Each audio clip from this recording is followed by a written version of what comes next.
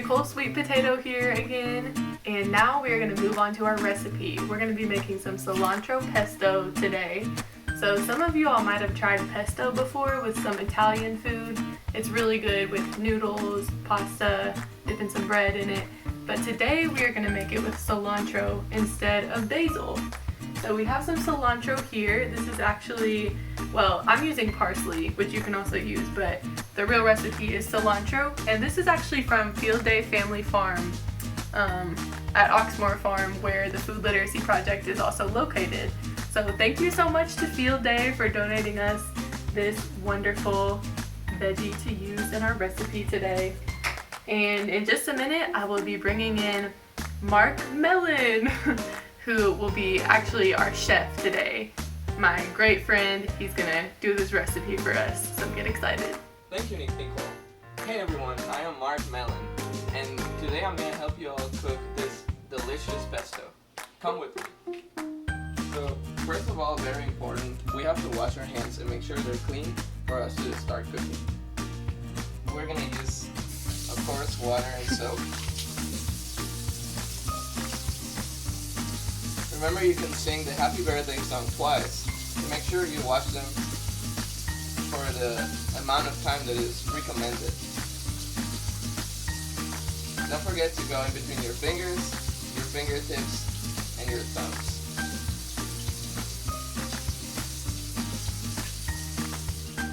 Now that we washed our hands and they're very clean, we're gonna go ahead and wash our cilantro or parsley, whichever you guys are using. So here we have one of these, just to make sure none of the leaves or the cilantro go down into the blood.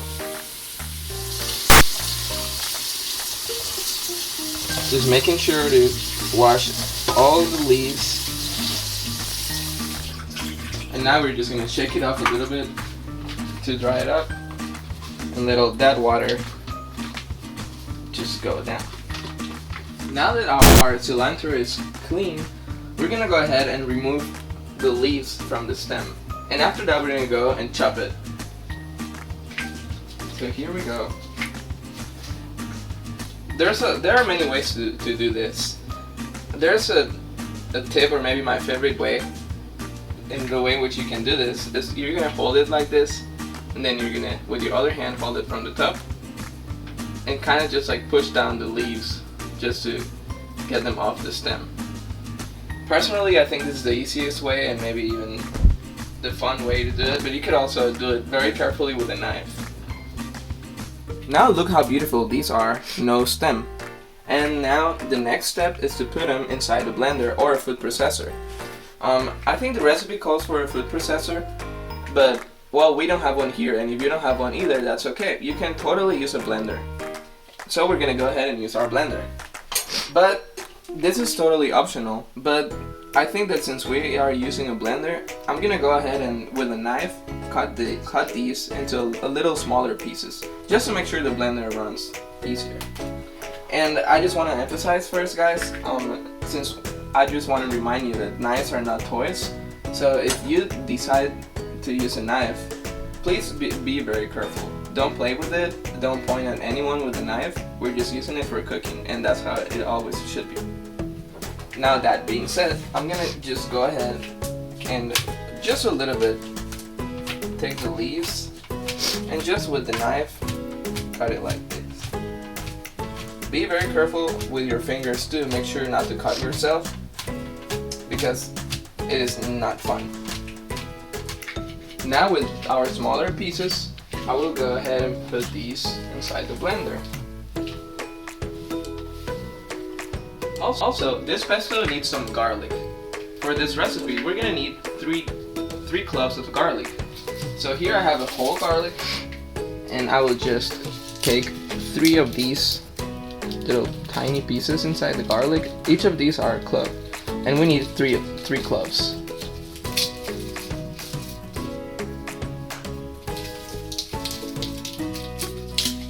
So here we have 1, 2, and this one's a little bit too small, so I'll just take a different one.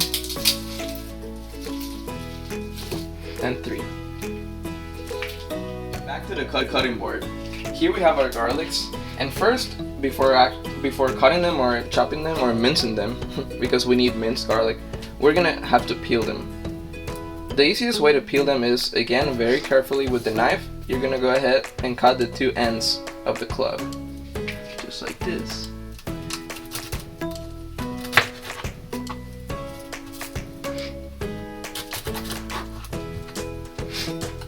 And now it's gonna be way easier to just take these off.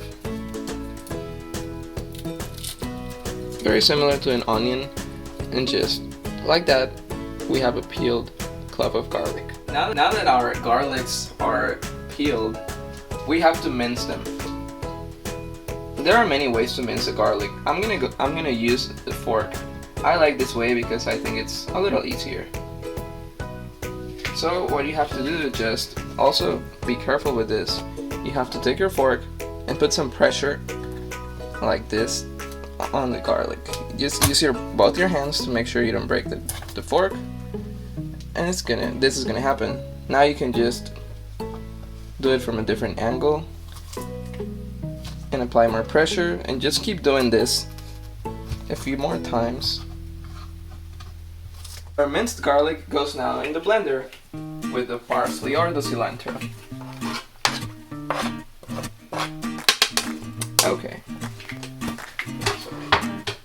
Now we're gonna go ahead and start blending it.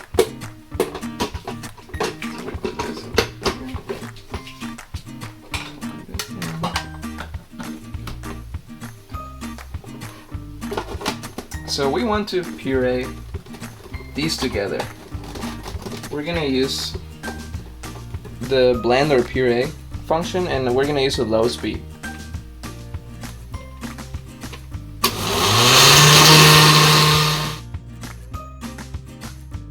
If you're using a blender like us, maybe your cilantro and your garlic got stuck on the walls. If this happens to you, the only thing you have to do is, with a spoon or a fork or just something, just very carefully push them off the walls into the middle again. And that should help.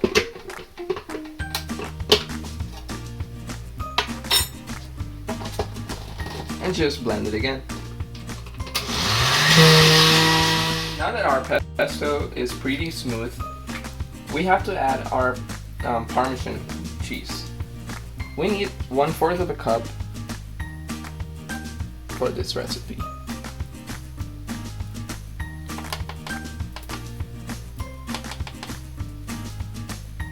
Our next ingredient is 1/4 of a cup of olive oil. If you all don't have olive oil at home, don't feel the need that you have to use olive oil. Any oil would work. I already poured it inside, and here's how it looks. Now we need 1/2 teaspoon of salt.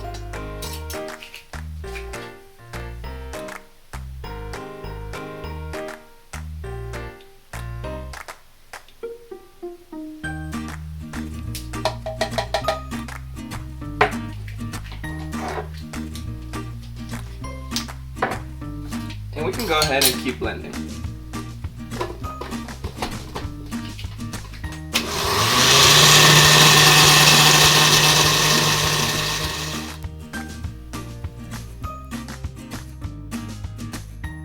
Here we have our delicious pesto.